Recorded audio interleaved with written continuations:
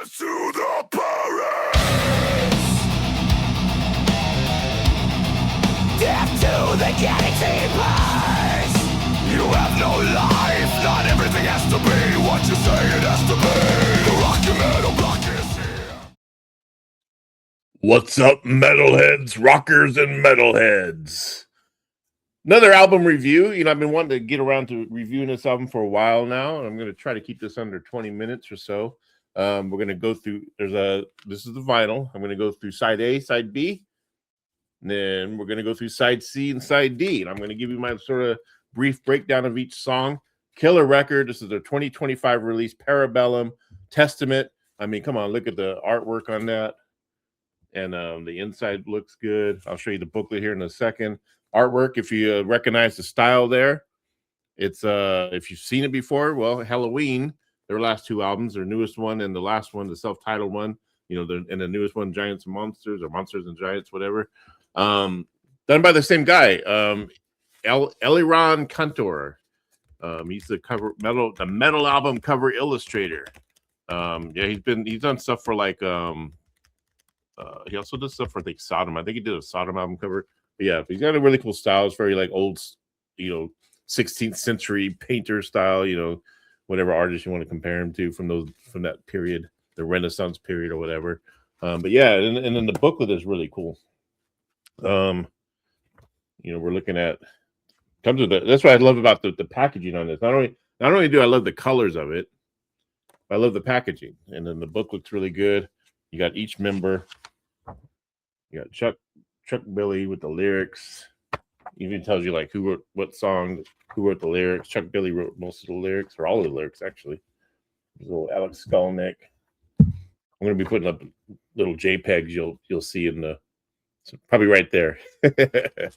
Anyway, when I do the edit, there's the drummer. Oh, I forgot to show you Eric Peterson. I think he's a star of the album because he wrote all the music on this album, which we'll get into. I think he had one co-write with Alex Lifeson, or Alex. I want to say Alex Lifeson. Alex Skolnick. I got the 2 LP, the copper vinyl. Look how beautiful that looks there. All right. You can see how it glistens and glows. I'm going to do my end of the year top 20 albums of 2025. This is really up there. Really, really strong album. Their last album, I think it was, what was the last album called again? I should have researched that. I'm really bad with album titles, but I think it was like, 2020 release or something like that. You guys know what it is. I'll put the title when I remembered and edit. It's like, here it is, dummy. Anyway, let's go through the songs. There's 10 tracks all together.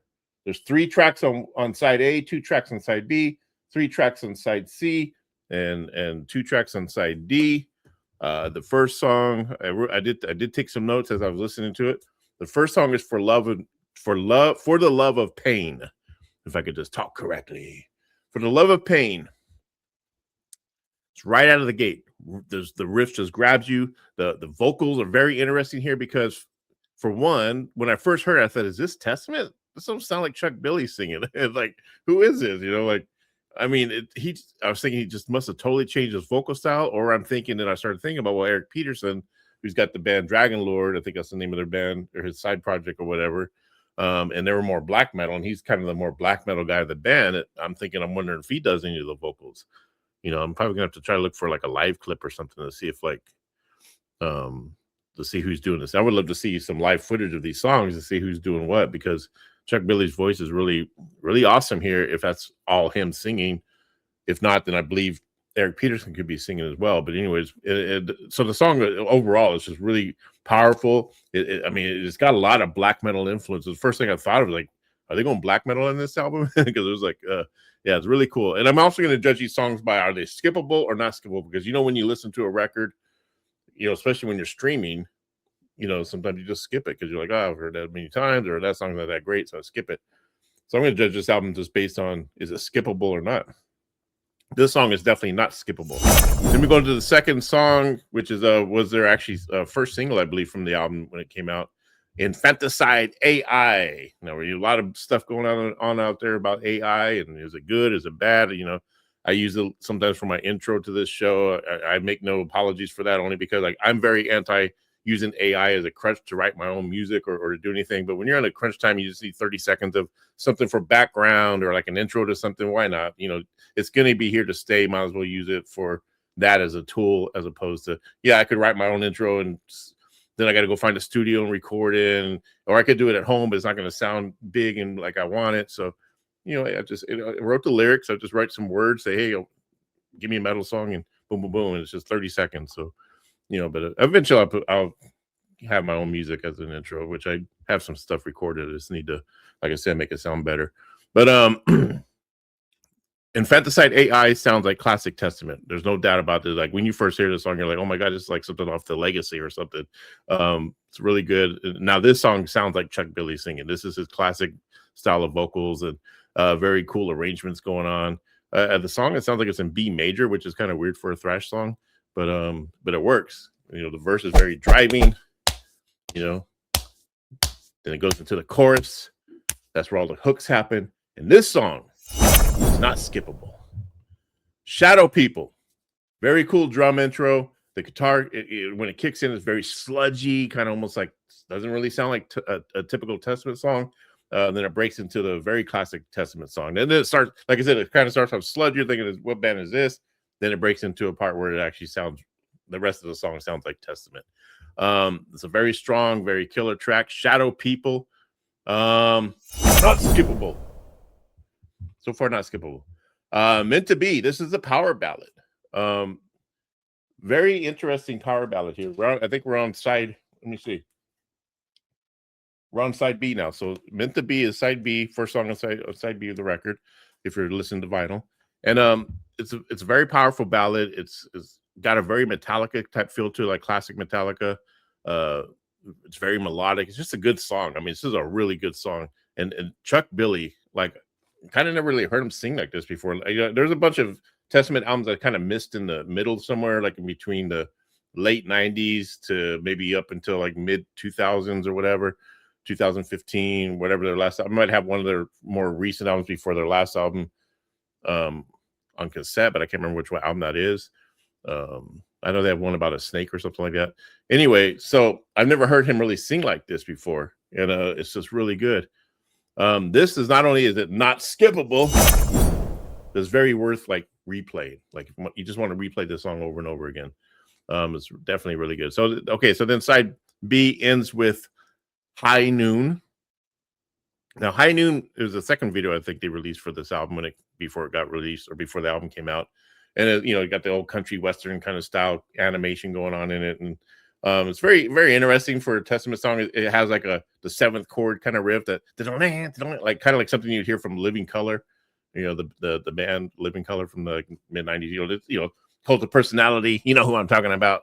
But it does sound like a riff that Vernon Reid would write for a Living Color song. But it's definitely good, and then it actually just kind of breaks into the rest of the song where it sounds like Testament again. I'd say it's probably the weakest song on both sides, A and B. But that said, it's still a really good song, so I would have to say not skippable. You with me? All right. Now we're going to go to side C and D. So side C starts off with Witch Hunt. Very old school. This starts out like it sounds like an old school thrash song. It's got a very, and then it kind of goes into like a little bit of death metal in there, like just the way he because he comes in with this low guttural scream. And again, is this Chuck Billy doing this? I mean, come on. His voice is just so badass on this song, and the whole album, his voice is just badass on. I mean, he if this is him doing the majority of the vocals, along with maybe that Eric Peterson doing the more black metal style vocals.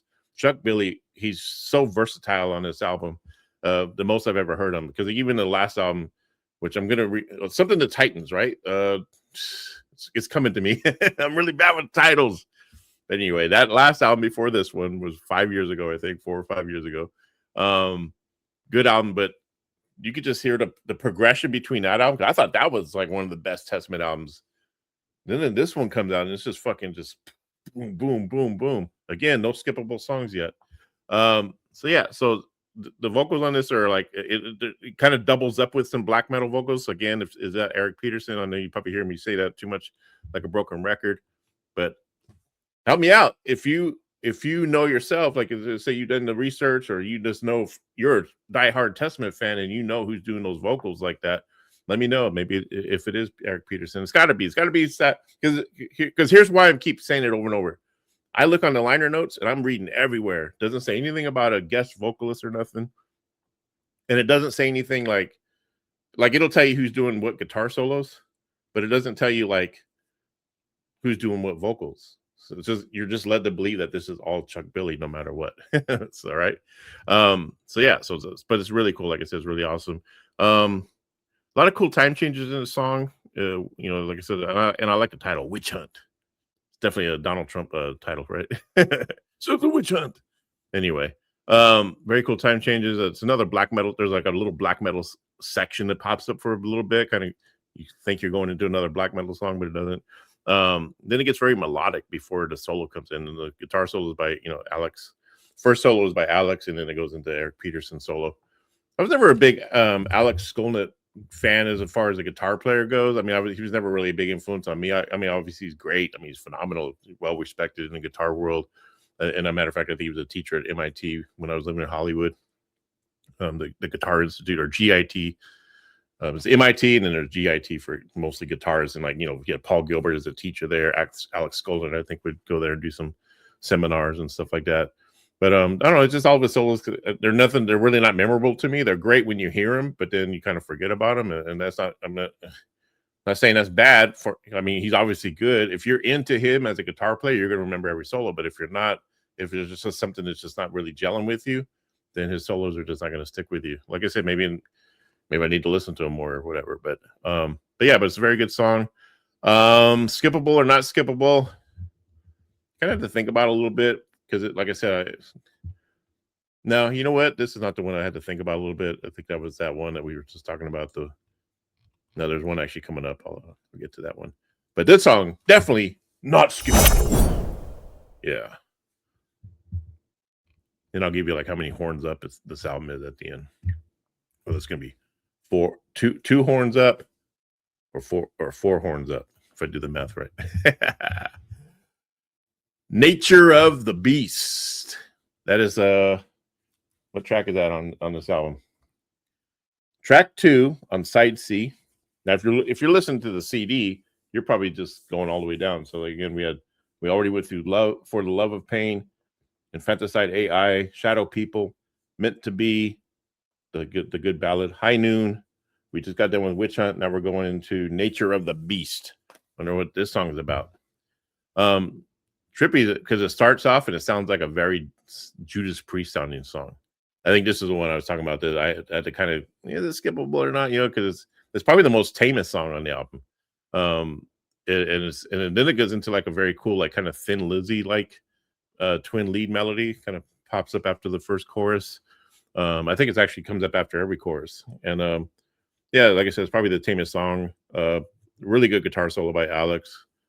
Again, just for some reason, I'm starting to, maybe I'm liking Alex more on this album, maybe because I'm actually really listening this time. But for all you Alex Skolnick fans out there, I'm not dogging on him, because I think he's a brilliant guitar player, obviously, him and Eric Peterson. But I think Alex is probably like the main lead guitar player of Testament, whereas like from what I understand, Eric's his main songwriter, at least on this album. I should go back and look at the last album and see who the main songwriters are on that. So this song is like I said, at first it's not skippable, but it has potential to be skippable in the future, because it's the kind of song that's really good, but you could probably get tired of it kind of after like maybe the third or fourth time you hear it, then you probably start skipping it. Now, Room 117. What do you think this song is about?